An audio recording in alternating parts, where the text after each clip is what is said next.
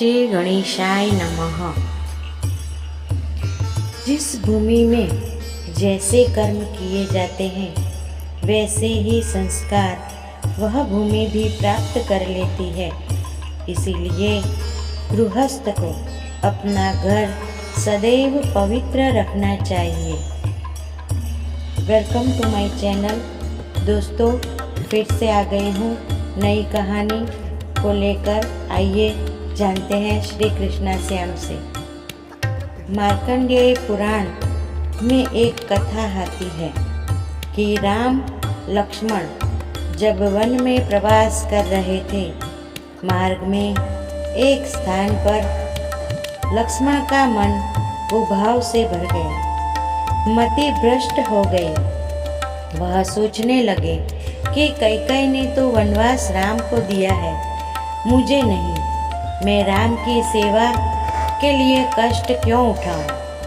राम ने लक्ष्मण से कहा, इस स्थल की मिट्टी अच्छी दिखती है, थोड़ी बांध लो। लक्ष्मण ने एक पोटली बना ली।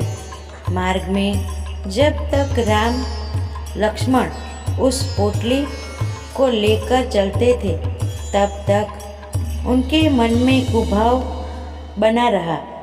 किंतु जैसे ही उस पोटली को नीचे रखते, उनका मन सीता राम के लिए ममता और भक्ति से भर जाता था। लक्ष्मण ने इसका कारण राम जी से पूछा तो श्री राम ने कहा, बताते हुए एक पौराणिक कथा सुनाई। भाई, तुम्हारे मन के इस परिवर्तन के लिए दोष तुम्हारा नहीं, बल्कि इस मिट्टी का प्रभाव है। जिस भूमि पर जैसे काम किए गए हैं, उसके अच्छे बुरे परमाणु उस भूमि भाग में और वातावरण में छूट जाते हैं। जिस स्थान की मिट्टी इस पोटली में है, वहाँ पर सुंद और उपसुंद नामक दो राक्षसों का निवास था। आइए सुनते हैं राम जी ने जो कथा सुनाई। एक ऐसी पौराणिक कथा जो यह सिखाती है कि वासना से कैसे विनाश का कारण बन सकती है। आइए जानते हैं सुंद और उपसुंद की कथा। हिरण्यकश्यपु के वंश में राक्षस निकुंभ के दो पुत्र हुए, सुंद और उपसुंद। ये दोनों भाई अपने समय के शक्तिशाली राक्षस थे। दोनों में इतना प्रेम था कि उन्हें दो शरीर और एक आत्मा कहा जाता था। दोनों के स्वभाव, रुचियाँ, विचार समान थे। वे हमेशा साथ रहते थे, साथ खाते और कभी कभी एक दूसरे के बिना कहीं नहीं जाते। दोनों एक दूसरे को खुश और संतुष्ट रखने की कोशिश करते। दोनों भाइयों ने अमर होने की इच्छा से कठोर तपस्या शुरू की और वे विंध्याचल पर्वत गए और केवल वायु का सेवन करते हुए साधना करने लगे। उनके शरीर पर मिट्टी जमा हो गई। अंततः उन्होंने अपने शरीर का मांस काट काट कर हवन करना शुरू किया। जब उनके शरीर में केवल हड्डियां ही बची, तो वे अपने पंजों के बल खड़े होकर दोनों हाथ उठाकर तपस्या करने लगे। उसकी कठोर तपस्या से पर्वत भी प्रसन्न हो गए और देवताओं ने कई बाधा डालने की कोशिश की। ब्रह्मा जी ने उनसे वरदान मांगने को कहा। उन्होंने कहा, हे ब्रह्मदेव, मायावी शक्तियाँ प्राप्त हो और सभी शस्त्रों के ज्ञाता बने और अमरत्व का भी वरदान दे। उन्होंने यह वर मांगा, जब भी हमारी मृत्यु हो, वह केवल एक दूसरे के हाथों से ही हो। ब्रह्मा जी ने तथास्तु कहकर वरदान दे दिया। वरदान पाकर दोनों भाई अपनी राजधानी लौटे। तीनों लोकों पर विजय प्राप्त कर लिया और तीनों लोकों पर विजय प्राप्त करके देवता, यक्ष, गंधर्व और नाग उनके भय से भाग खड़े हुए। उन्होंने आदेश दिया, कोई यज्ञ, पूजा, वेदों का अध्ययन न करे और ऋषियों को ढूंढ ढूंढ कर मार डालो। उनके यह आदेश से राक्षस ने ब्राह्मणों को मारना शुरू किया। ऋषि उन्हें श्राप देते, परंतु उनका श्राप व्यर्थ हो जाता, क्योंकि उन्हें ब्रह्मा का वरदान प्राप्त था। परिणाम स्वरूप ऋषि, ब्राह्मण और वेद ज्ञाता भय से पर्वतों की गुफाओं में छिप गए।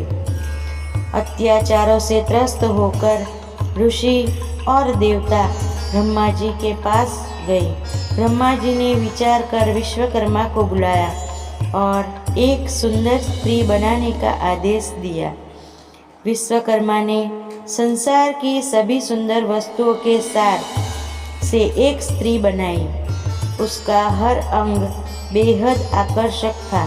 ब्रह्मा जी ने उसका नाम तिलोत्तमा रखा। उस तिलोत्तमा ने ब्रह्मा जी के आदेश पूछा तो उन्होंने कहा, तुम सुंद उपसुंद को आपस में लड़ाकर उनका विनाश कर दो। तिलोत्तमा ब्रह्मा जी का आदेश लेकर विंध्याचल पर्वत के उद्यान में पहुंची, जहां सुंद उपसुंद अपने अनुचरों के साथ मदिरा पीकर आनंद मना रहे थे। तिलोत्तमा को देखकर दोनों भाई उसकी ओर आकर्षित हो गए। दोनों ने एक साथ तिलोत्तमा से अपनी पत्नी बनने की प्रार्थना की। तिलोत्तमा मुस्कुराते हुए बोली, पहले तुम दोनों यह तय करो कि मैं किसकी पत्नी बनूं। तिलोत्तमा के रूप और कामदेव के प्रभाव में दोनों भाई का प्रेम खत्म हो गया। शराब के नशे में डूबे और काम वासना से अंधे दोनों में भयंकर लड़ाई शुरू हो गई। दोनों एक दूसरे पर अपनी गदा से प्रहार किया। उनका शरीर कट गया और खून की धाराएं बहने लगी। अंत में दोनों भाई एक दूसरों के हाथों से मारे गए। उन्होंने कड़ी तपस्या के द्वारा ब्रह्मा जी को प्रसन्न तो किया, अमरता का वरदान भी मांगा। ब्रह्मा जी ने उनकी मांगे भी पूरी की, परंतु वरदान पाकर दोनों ने सोचा कि हम कभी आपस में झगड़ने वाले तो नहीं हैं। अतः अमरता के अहंकार में देवों को सताना शुरू किया और जब देवों ने ब्रह्मा जी का आश्रय लिया तब ब्रह्मा जी ने तिलोत्तमा नाम की अप्सरा का सर्जन किया। तो सुंद और उपसुंद ने इस सौंदर्यवती अप्सरा को देख कामांध होकर अपनी दोनों करने लगे। तिलोत्तमा ने कहा, मैं तो विजेता के साथ विवाह करूंगी। तब दोनों भाइयों ने विजेता बनने के लिए घोर युद्ध किया।